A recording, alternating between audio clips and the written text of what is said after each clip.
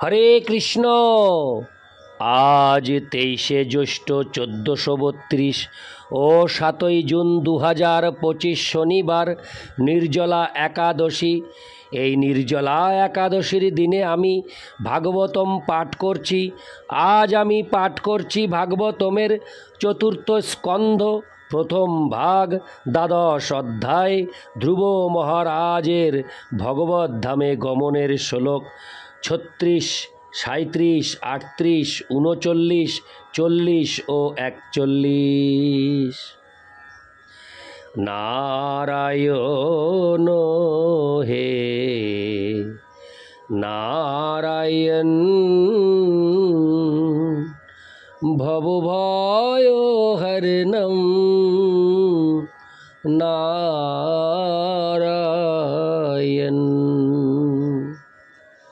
শ্লোক 36। যদ ভ্রাজমানং সরুচৈব সর্বত লোকাস্ত্রয় হন্যু বিভ্রাজন্ত এতে জন্নাব্রজঞ্জন্তুষু যে হননুগ্রহা ব্রজন্তি ভদ্রাণি চরন্তি যেহ নিশম। অনুবাদ: বৈকুণ্ঠ লোক স্বীয় জ্যোতির দ্বারা উদ্ভাসিত। এই জড় জগতের উজ্জ্বল লোকসমূহ সেই জ্যোতির প্রতিফলনের ফলেই উজ্জ্বল হয়। যারা অন্যান্য জীবের প্রতি কৃপা পরবশ নয়, তারা কখনো সেই লোকে যেতে পারে না। যারা নিরন্তর জীবের কল্যাণজনক কার্যকলাপে যুক্ত, তারাই সেই বৈকুণ্ঠ লোকে প্রবেশ করতে পারেন। তাৎপর্য: এখানে বৈকুণ্ঠ লোকের দুটি বৈশিষ্ট্যের বর্ণনা করা হয়েছে। প্রথমটি হচ্ছে বৈকুণ্ঠ আকাশে সূর্য এবং চন্দ্রের কোনো প্রয়োজন নেই। সেই কথা উপনিষদ এবং ভগবদ্গীতাতেও প্রতিপন্ন হয়েছে। ন তদ ভাসয়তে সূর্য ন শশাঙ্ক ন পাবক। চিৎ জগতে বৈকুণ্ঠ লোকগুলি স্বীয় জ্যোতিতে উদ্ভাসিত, তাই সেখানে সূর্য, চন্দ্র অথবা বৈদ্যুতিক আলোর কোনো প্রয়োজন হয় না। প্রকৃতপক্ষে বৈকুণ্ঠ লোকের জ্যোতি জড় আকাশে প্রতিফলিত হয়। এই প্রতিফলনের দ্বারাই জড় ব্রহ্মাণ্ডে সূর্য জ্যোতির্ময় হয়েছে এবং সূর্যের জ্যোতি থেকে চন্দ্র এবং নক্ষত্ররাজি জ্যোতির্ময় হয়েছে। পক্ষান্তরে বলা যায়, জড় আকাশের সমস্ত জ্যোতিষ্কগুলি বৈকুণ্ঠ লোকের জ্যোতি ধার করেছে। এই জড় জগৎ থেকে কিন্তু বৈকুণ্ঠ লোকে যাওয়া যায় যদি তারা অন্য সমস্ত জীবের কল্যাণকর কার্যকলাপে নিরন্তর যুক্ত থাকে। এই প্রকার নিরন্তর কল্যাণকর কার্যকলাপ কেবল কৃষ্ণ ভক্তির অনুষ্ঠানের দ্বারাই সম্ভব। এই জড় জগতে কৃষ্ণ ভক্তি ছাড়া আর কোনো পরোপকারের কার্য নেই, যাতে মানুষ দিনের মধ্যে 24 ঘণ্টায় যুক্ত থাকতে পারে। কৃষ্ণ ভক্ত সর্বদাই পরিকল্পনা করেন কিভাবে সমস্ত দুর্দশা ক্লিষ্ট মানুষদের তাদের প্রকৃত আলয় ভগবদ্ধামে ফিরিয়ে আনা যায়। এমনকি কেউ যদি সমস্ত অধঃপতিত জীবেদের ভগবদ্ধামে ফিরিয়ে নিয়ে যেতে না পারেন, তবুও যেহেতু তিনি কৃষ্ণ ভাবনাময়, তাই তার জন্য বৈকুণ্ঠ লোকের দ্বার উন্মুক্ত। তিনি স্বয়ং বৈকুণ্ঠ লোকে প্রবেশ করার যোগ্য হন এবং কেউ যদি এই প্রকার ভক্তকে অনুসরণ করেন, তাহলে তিনিও বৈকুণ্ঠ লোকে প্রবেশ করতে পারেন। আর অন্য যারা হিংসাপরায়ণ কার্যকলাপে যুক্ত, তাদের বলা হয় কর্মী। কর্মীরা পরস্পরের প্রতি ঈর্ষাপরায়ণ। কেবল তাদের ইন্দ্রিয় তৃপ্তি সাধনের জন্য তারা হাজার হাজার নিরীহ পশুকে হত্যা করতে পারে। জ্ঞানীরা কর্মীদের মতো পাপী নয়, কিন্তু তারা অন্যদের ভগবদ্ধামে ফিরিয়ে নিয়ে যাওয়ার চেষ্টা করে না। তারা কেবল নিজেদের মুক্তির জন্য কৃচ্ছ সাধন করে। যোগীরাও যোগ সিদ্ধি লাভের চেষ্টা করে নিজেদেরই প্রাধান্য বিস্তার করতে চায়। কিন্তু ভগবত ভক্ত বৈষ্ণব যারা ভগবানের সেবক, তারা কৃষ্ণ ভক্তির প্রকৃত কর্মক্ষেত্রে এগিয়ে আসেন পতিত জীবেদের উদ্ধার করার জন্য। কৃষ্ণ ভাবনাময় ব্যক্তি কেবল চিৎ জগতে প্রবেশ করার যোগ্য, সেই কথা এই শ্লোকে স্পষ্টভাবে উল্লেখ করা হয়েছে এবং ভগবদ্ গীতায় প্রতিপন্ন হয়েছে, যেখানে ভগবান বলেছেন যে ভগবদ্ বাণীর হরে কৃষ্ণ ভগবদ্ গীতার বাণী যারা সারা পৃথিবী জুড়ে প্রচার করেন তারাই হচ্ছেন তার কাছে সবচাইতে প্রিয়। হরে কৃষ্ণ। খুব মূল্যবান একটি বাক্য আমি পেলাম ভগবানের কৃপায়। আমি লাইনটি আরেকবার পাঠ করছি।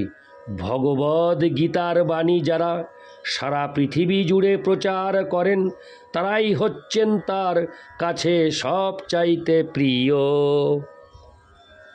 ইতি শ্লোক 36, শ্লোক 37।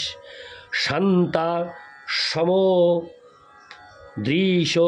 শুদ্ধা সর্বভূতানুরঞ্জনা জান্তঞ্জসাচুত হরে কৃষ্ণ জান্তঞ্জসাচুত পদ মচ্যুত প্রিয় বান্ধবা। অনুবাদ: যারা শান্ত, সমদর্শী, নির্মল ও পবিত্র এবং যারা অন্য সমস্ত জীবেদের কিভাবে প্রসন্নতা বিধান করতে হয় তা জানেন, তারা ভগবদ্ ভক্তদের বন্ধু। তারাই কেবল অনায়াসে ভগবদ্ধামে ফিরে যাওয়ার সিদ্ধি লাভ করতে পারেন। তাৎপর্য: এই শ্লোকের বর্ণনাটি পূর্ণরূপে ইঙ্গিত করে যে ভগবদ্ ভক্তরাই কেবল ভগবদ্ধামে প্রবেশ করার যোগ্য। এখানে প্রথমে উল্লেখ করা হয়েছে যে ভগবদ্ ভক্তরা শান্ত, কারণ তাদের ইন্দ্রিয় তৃপ্তি সাধনের কোনো আকাঙ্ক্ষা নেই।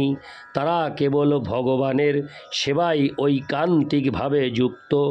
কর্মীরা শান্ত হতে পারে না, কারণ তাদের ইন্দ্রিয় তৃপ্তি সাধনের প্রবল আকাঙ্ক্ষা রয়েছে। জ্ঞানীরাও শান্ত হতে পারে না, কারণ তারা ব্রহ্মে লীন হয়ে গিয়ে মুক্তি লাভের চেষ্টায় অত্যন্ত ব্যস্ত। তেমনি যোগীরাও যোগ সিদ্ধি লাভের বাসনায় অশান্ত, কিন্তু কৃষ্ণ ভক্ত শান্ত, কারণ তিনি সম্পূর্ণরূপে ভগবানের শরণাগত এবং তিনি নিজেকে সম্পূর্ণ অসহায় বলে মনে করেন। একটি শিশু যেমন তার পিতা মাতার উপর নির্ভর করে পূর্ণ শান্তি অনুভব করে, তেমনি ভগবদ্ ভক্তও ভগবানের কৃপার উপর নির্ভর করার ফলে সম্পূর্ণরূপে শান্ত। ভক্ত সমদর্শী, তিনি সকলকেই চিন্ময় স্তরে দর্শন করেন। ভক্ত জানেন যে যদিও বদ্ধ জীব তার পূর্বকৃত কর্মের ফল অনুসারে একটি বিশেষ প্রকার শরীর লাভ করেছে, কিন্তু প্রকৃতপক্ষে সকলেই ভগবানের বিভিন্ন অংশ। ভক্ত সমস্ত জীবকে সেই চিন্ময় দৃষ্টিতে দর্শন করেন এবং দেহাত্মবুদ্ধির স্তরে ভেদ দর্শন করেন না। এই সমস্ত গুণাবলীর বিকাশ ভগবদ্ ভক্তের সঙ্গ প্রভাবেই কেবল সম্ভব।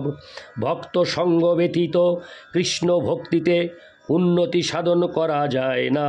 তাই আমরা আন্তর্জাতিক কৃষ্ণ ভাবনামৃত সংঘ প্রতিষ্ঠা করেছি।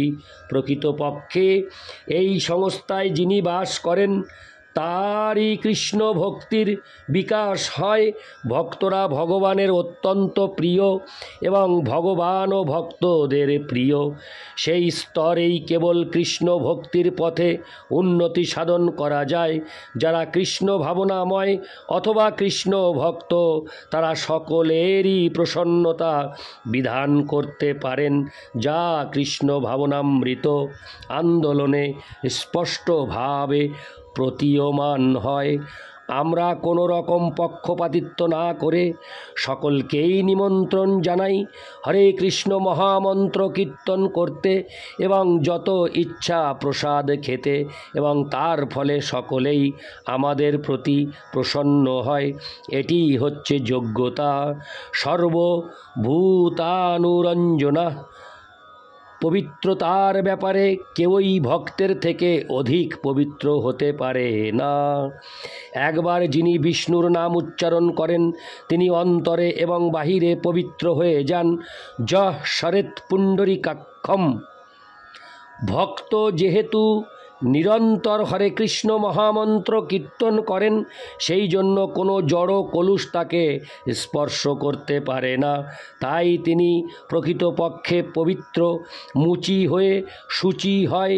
যদি কৃষ্ণ ভজে, বলা হয় যে একটি মুচি অথবা যার মুচিকুলে জন্ম হয়েছে তিনি যদি কৃষ্ণ ভক্তির পন্থা অবলম্বন করেন তাহলে তিনি ব্রাহ্মণের শুচি স্তরে উন্নীত হতে পারেন। যে ব্যক্তি শুদ্ধ কৃষ্ণ ভাবনাময় এবং যিনি হরে কৃষ্ণ মন্ত্র কীর্তন করেন তিনি সমগ্র ব্রহ্মাণ্ডে বিশুদ্ধতম। ইতি শ্লোক 37। শ্লোক 38। ইত্যুত্থানপদ পুত্র ধ্রুব কৃষ্ণ পরায়ণ অভ্যুত্রয়াণং লোকানাং চূড়ামণিরিবামল। অনুবাদ: এইভাবে মহারাজ উত্থানপাদের অত্যন্ত মহিমান্বিত পুত্র ধ্রুব মহারাজ পূর্ণরূপে কৃষ্ণ ভাবনাময় হয়ে ত্রিলোকের সর্বোচ্চ পদ প্রাপ্ত হয়েছিলেন। তাৎপর্য: কৃষ্ণ ভাবনাময় শব্দটির সঠিক সংস্কৃত প্রতিশব্দ এখানে উল্লেখ করা হয়েছে কৃষ্ণ পরায়ণ। পরায়ণ শব্দটির অর্থ হচ্ছে অগ্রসর হওয়া। যে ব্যক্তি কৃষ্ণকে লক্ষ্য করে এগিয়ে চলেছেন তাকে বলা হয় কৃষ্ণ পরায়ণ বা পূর্ণরূপে কৃষ্ণ ভাবনাময়।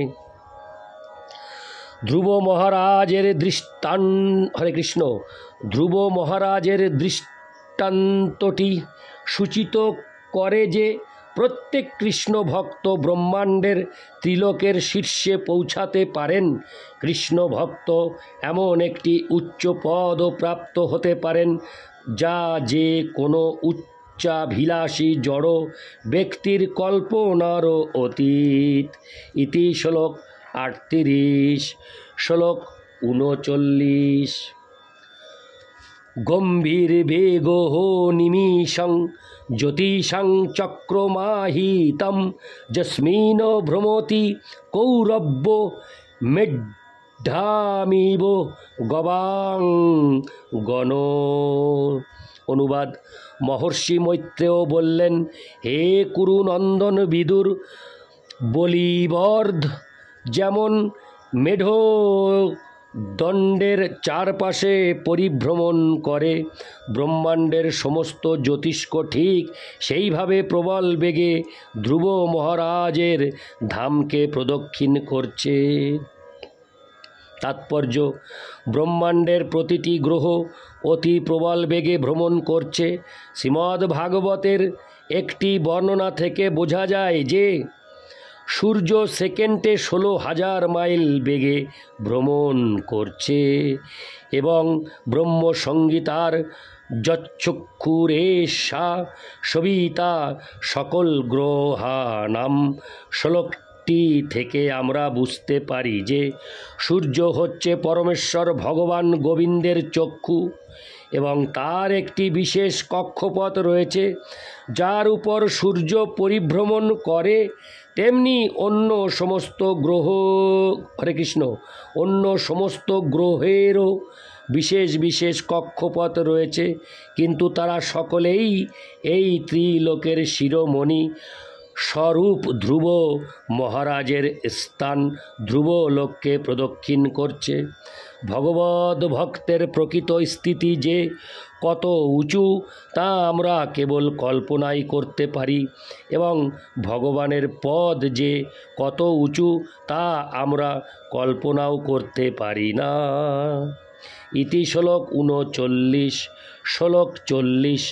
মহিমানং বিলোকাস্য নারদ ভগবান ঋষি আতদ্যং বিতুদঙ্গ শ্লোকান সত্রেহ গায়ত প্রচেতসম। অনুবাদ: ধ্রুব মহারাজের মহিমা দর্শন করে নারদ মুনি তার বীণা বাজিয়ে প্রচেতাদের যজ্ঞে মহানন্দে পরবর্তী 3টি শ্লোক গেয়েছিলেন। তাৎপর্য: দেবর্ষি নারদ ছিলেন ধ্রুব মহারাজের গুরুদেব। ধ্রুব মহারাজের মহিমা দর্শন করে তিনি নিশ্চয়ই অত্যন্ত প্রসন্ন হয়েছিলেন। পিতা যেমন সর্বতোভাবে পুত্রের উন্নতি দর্শন করে অত্যন্ত আনন্দিত হন, তেমনি গুরুদেব তার শিষ্যের উন্নতি দর্শন করে অত্যন্ত আনন্দিত হন। ইতি শ্লোক 40। শ্লোক 41। নারদ উবাচ: নূনং শুনিতে পতি দেবতায়া স্তপ প্রভাবস্য সুতস্য তাং গতিম দৃষ্টা ভূপায়ানপি বেদবাদীনো নৈবাধিগন্তুং প্রভবন্তি কিং নৃপা। হরে কৃষ্ণ। কিং নৃপা। অনুবাদ: দেবর্ষি নারদ বললেন, পতিব্রতা সুনীতির পুত্র ধ্রুব মহারাজ তার আধ্যাত্মিক উন্নতির প্রভাবে এবং অত্যন্ত শক্তিশালী তপস্যার প্রভাবে এমন এক উচ্চপদ প্রাপ্ত হয়েছিলেন যা বেদান্তবিদ ব্রহ্মবাদীরাও লাভ করতে পারেন না। সুতরাং সাধারণ মানুষের আর কি কথা। তাৎপর্য: এই শ্লোকে বেদবাদীন শব্দটি অত্যন্ত তাৎপর্যপূর্ণ। সাধারণত যারা নিষ্ঠা সহকারে বৈদিক নির্দেশ পালন করে তাদের বলা হয় বেদবাদী। তথাকথিত বহু বৈদান্তিক রয়েছে যারা বেদান্ত দর্শনের অনুগামী বলে নিজেদের প্রচার করে, কিন্তু বেদান্তের ভ্রান্ত অর্থ করে। যারা বেদের অর্থ না বুঝে বেদের প্রতি আসক্ত, ভগবদ্গীতায়ও তাদের বেদবাদরতা বলে সম্বোধন করা হয়েছে। এই প্রকার ব্যক্তিরা বেদ সম্বন্ধে কথা বলতে পারে অথবা তাদের নিজেদের মন গড়া পন্থায় তপশ্চর্যা অনুষ্ঠান করতে পারে, কিন্তু তাদের পক্ষে ধ্রুব মহারাজের মতো এক অতি উচ্চ পদ প্রাপ্ত হওয়া সম্ভব নয়। সাধারণ রাজাদের পক্ষে তা একেবারেই সম্ভব নয়। এখানে রাজাদের সম্বন্ধে বিশেষভাবে উল্লেখ করা হয়েছে, কেননা পূর্বে রাজারাও রাজর্ষি হতেন। ধ্রুব মহারাজ ছিলেন একজন রাজা এবং সেই সঙ্গে তিনি ছিলেন একজন মহর্ষির মতো বিদ্বান। কিন্তু ভগবদ ভক্তি ব্যতীত কোনো মহান রাজা, কোনো ক্ষত্রিয়, এমনকি বৈদিক অনুশাসনের নিষ্ঠাপরায়ণ অনুশীলনকারী মহান ব্রাহ্মণও ধ্রুব মহারাজের মতো উচ্চ পদ লাভ করতে পারেন না। ইতি শ্লোক 41। নারায়ণ হে নারায়ণ ভবভয় হরণম নারায়ণ। হরে কৃষ্ণ।